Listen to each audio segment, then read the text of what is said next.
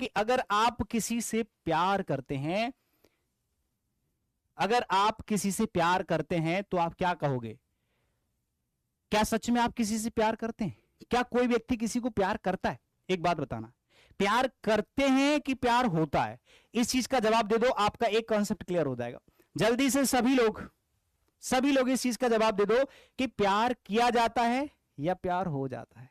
बताओ, फटाफट से बता दो, मजा आ जाएगा। इसी से आपका एक कॉन्सेप्ट, प्यार मोहब्बत की बात नहीं चल रही, ये कॉन्सेप्ट है मेरे भाई, इसी से क्लियर होगा। फटाफट से बताओ, प्यार किया जाता है या हो जाता है? मैंने कहा लव, ये किया जाता है या हो जाता है? अरे कहो ना, हो जाता है कि नहीं? अच्छा, किसी से अगर नफरत हो तो नफरत की जाती है या हो जाती है? प्यार किया जाता है या हो जाता है? हो जाता है सर, किया नहीं जाता। करते करते तो मर गए। आप किसी को भी कितना भी प्यार कर लो, अगर उसको कुछ नहीं है तो आपका कुछ ना होने का, समझ गए? तो प्यार किया नहीं जाता, हो जाता है। ऐसी नफरत की नहीं जाती, हो जाती है। किसी चीज को पसंद करना, कोई भी चीज अगर आपको पसंद आ रही है या पसंद कर रहे हो, पसंद करने से कुछ नहीं होता, पसंद आती हैं चीजें। कोई चीज पसंद आ गई, मुझे चीज पसंद है, मुझे खरीदनी है, तो पसंद की नहीं है, वो अपने आप आ गई है। ऐसी लाइक है तो डिसलाइक भी होगा, ठीक है? कुछ ऐसी वर्ब्स लिखा रहा हूं, ये मास्टर कॉन्सेप्ट, ध्यान देना। लव हो गया, हेट हो गया, लाइक डिसलाइक, रिमेंबर, किसी भी चीज को याद रखना, रिमेंबर, या फिर किसी चीज को भूलना, फॉरगेट। मैंने कहा उसको भूल जाओ जिसकी दिन रात याद आती है। आप कहोगे सर ऐसे कैसे भूल जाऊंगा?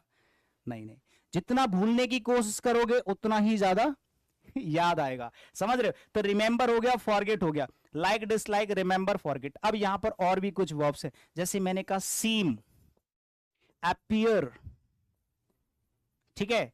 एक होता है आपका टेस्ट, लिख लो टेस्ट, स्मेल लिख लो, स्मेल लिख लो, फील लिख लो, फील, रिस्पेक्ट लिख लो, रिस्पेक्ट। एक आप बिलोंग लिख लो, बिलोंग, ठीक है? एक लिख लो आप ओन भी होता है वैसे, ठीक है? सी लिख लो, सी, सी बहुत है।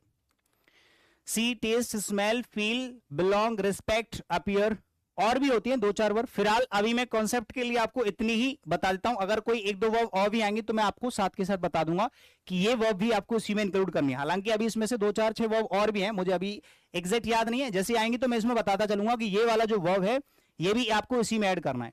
अच्छा, इनके लिए सर क्या चीज याद रखनी है, इसको तो समझा दो। बिल्कुल, कभी भी किसी सेंटेंस में अगर इनमें से कोई भी एक, ये सारी की सारी वर्ब्स हैं, ये सारी की सारी क्या है, ये सारी की सारी वर्ब्स हैं, ठीक है?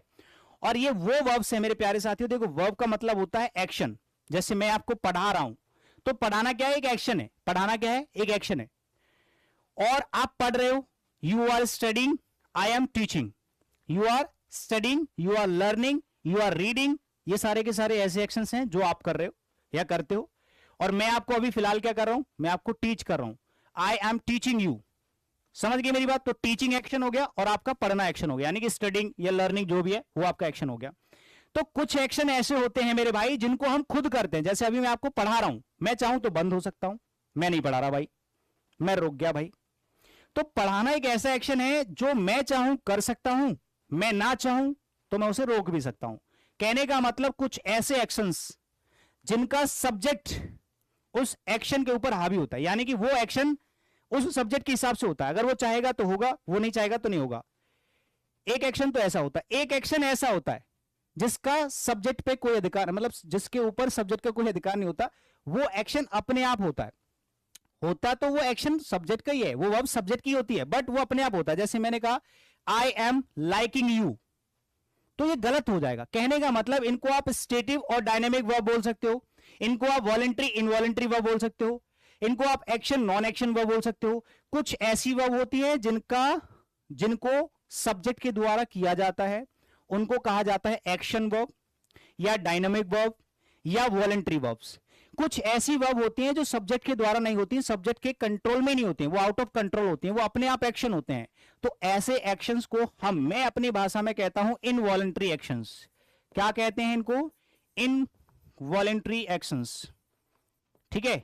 यानी कि इनवॉलेंट्री वर्ब्स, ऐसी वर्ब्स जो आउट ऑफ कंट्रोल होती हैं सब्जेक्ट के, जिनको सब्जेक्ट के द्वारा नहीं किया जाता, अपने आप होता है। वो एक्शंस होते हैं इनवॉलंटरी एक्शंस, यानी कि इनवॉलंटरी वर्ब्स, और ऐसी वर्ब्स का कभी भी आप आईएनजी फॉर्म नहीं बना सकते, यानी कि इन वर्ब्स को कभी भी आप कॉन्टिन्यूस फॉर्म में यूज नहीं कर सकते। बस ये कॉन्सेप्ट है, इनवॉलंटरी वर्ब्स को कभी भी आईएनजी फॉर्म में यानी कि कॉन्टिन्यूस फॉर्म में यूज, कॉन्टिन्यूस फॉर्म में यूज नहीं किया जाता, यूज नहीं किया जाता। आगे बात समझ में? बस एक छोटा सा पॉइंट आपको लिखना है, अगर किसी ने लव में आईएनजी लगा दिया एज अ मेन वर्ब, जैसे किसी ने ऐसे लिख दिया आई एम लविंग यू, अगर किसी ने ऐसे लिख दिया आई एम लविंग यू, तो आप मुझे बता सकते हैं कि यहां पर लविंग सही है या गलत है? क्यों? क्योंकि लव एक इनवॉलंटरी एक्शन है, लव एक स्टेटिव वर्ब है, ठीक है? ये कैसी वर्ब है? स्टेटिव वर्ब है, इसमें आप आईएनजी नहीं लगा सकते, इसका आप कॉन्टिन्यूस फॉर्म में यूज नहीं कर सकते। समझ गए मेरी बात? तो कहने का मतलब यहां पर मेन वर्ब की तरह इसको यूज किया गया है। याद रखें, ये मेन वर्ब होनी चाहिए। कैसी होनी चाहिए? मेन वर्ब होनी चाहिए।